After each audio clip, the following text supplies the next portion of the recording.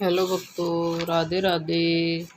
आज सावन का बृहस्पति है, तो एक कथा तो हमने पहले सुना दी थी। आज हम दूसरी कथा सुनाने जा रहे हैं। विधि वही रहेगी कि इस दिन बृहस्पतिश्वर महादेव जी की पूजा करनी चाहिए और दिन में एक समय भोजन करना चाहिए। पीले वस्त्र धारण करने चाहिए।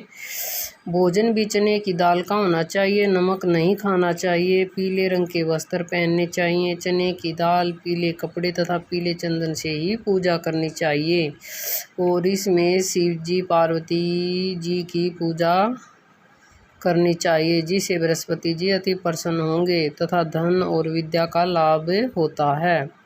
स्त्रियों के लिए यह व्रत अति आवश्यक है। इस व्रत में केले का पूजन भी होता है। तो आज हम दूसरी कहानी सुनाने जा रहे हैं भक्तों, तो आप सुनो। बोलो हर हर महादेव, सच्चे दरबार की जय, बृहस्पति जी महाराज की जय। तो कथा सुनो। एक दिन इंद्र बड़े अहंकार से अपने सिंहासन पर बैठा था और बहुत से देवता, ऋषि, गोवर्धन, किन्नर आदि सभा में उपस्थित थे।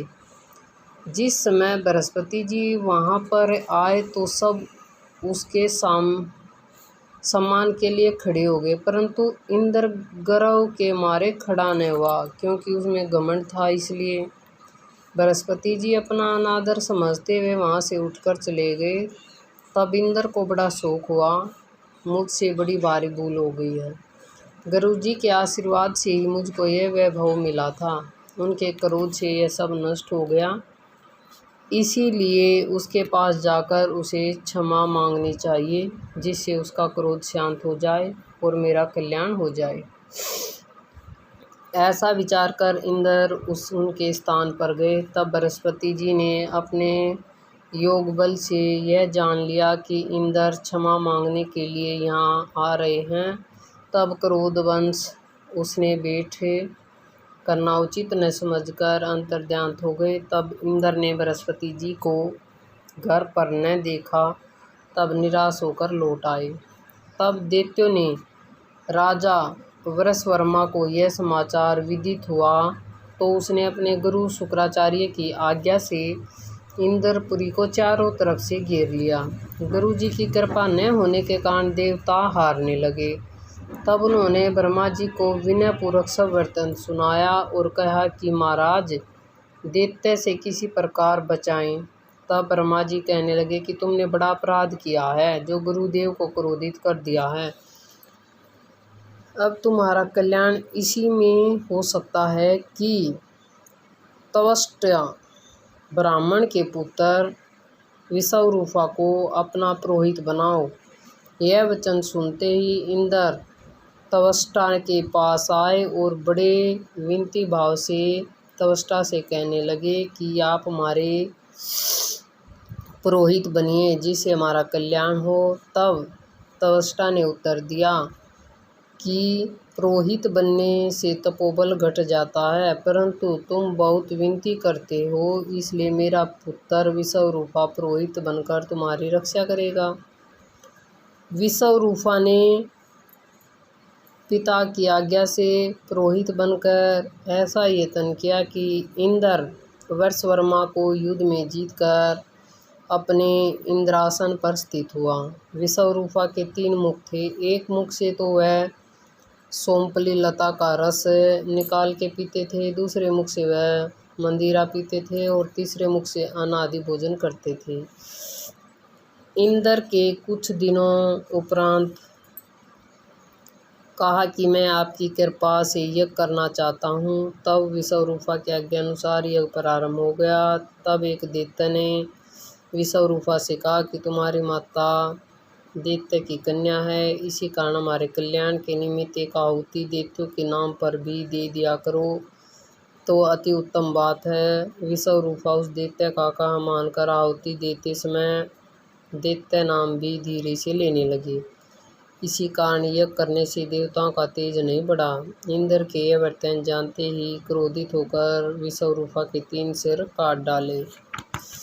मदपान करने से बावरा, सोमपली पीने से कबूतर और अन्न खाने से मुख के तीतर बन गया। विश्वरूपा के मरते ही इंद्र का स्वरूप वराह हत्या के प्रभाव से बदल गया।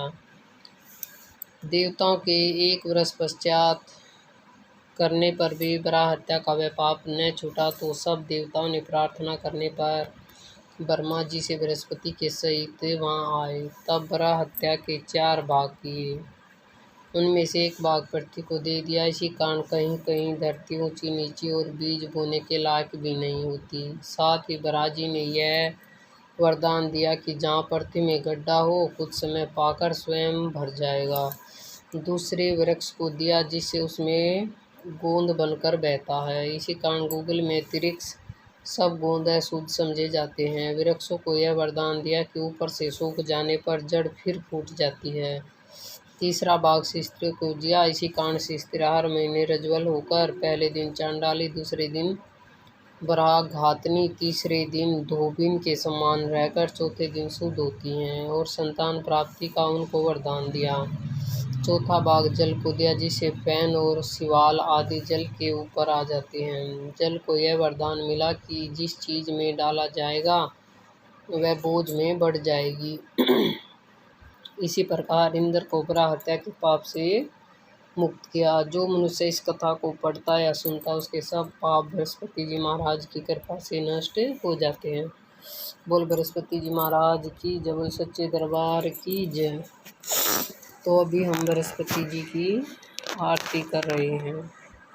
ओम जय बृहस्पति देवा, जय बृहस्पति देवा, छिन छिन भोग लगाऊं फल मेवा।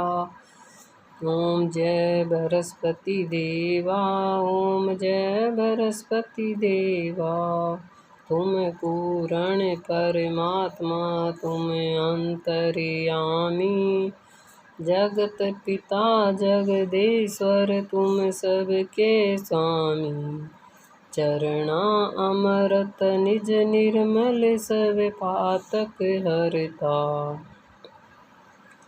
संकल मनोरथ दायक, कृपा करो भरता। ओम जय बृहस्पति देवा, ओम जय पति देवा, तन मन धर अर्पण कर जो शरण पड़े।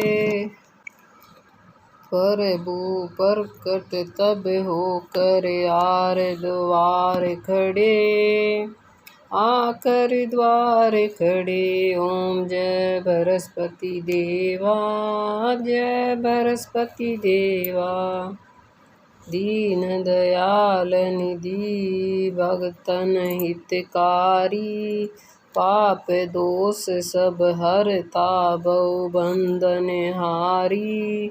ओम जय बृहस्पति देवा, ओम जय बृहस्पति देवा, संकल मनोरथ दायक सब संयम तारो, विष विकार मिटाओ संतन सुखकारी। ओम जय बृहस्पति देवा, जो कोई आरती तेरी प्रेम सहित गावे, जेठानंद बंद सो सो निश्चय पावे। ओम जय बृहस्पति देवा, ओम जय बृहस्पति देवा, बोल सच्चे दरबार की जय। हर हर महादेव। बृहस्पति महाराज की जय। राधे राधे। अगली वीडियो में फिर मिलेंगे भक्तों, तब तक के लिए राम राम।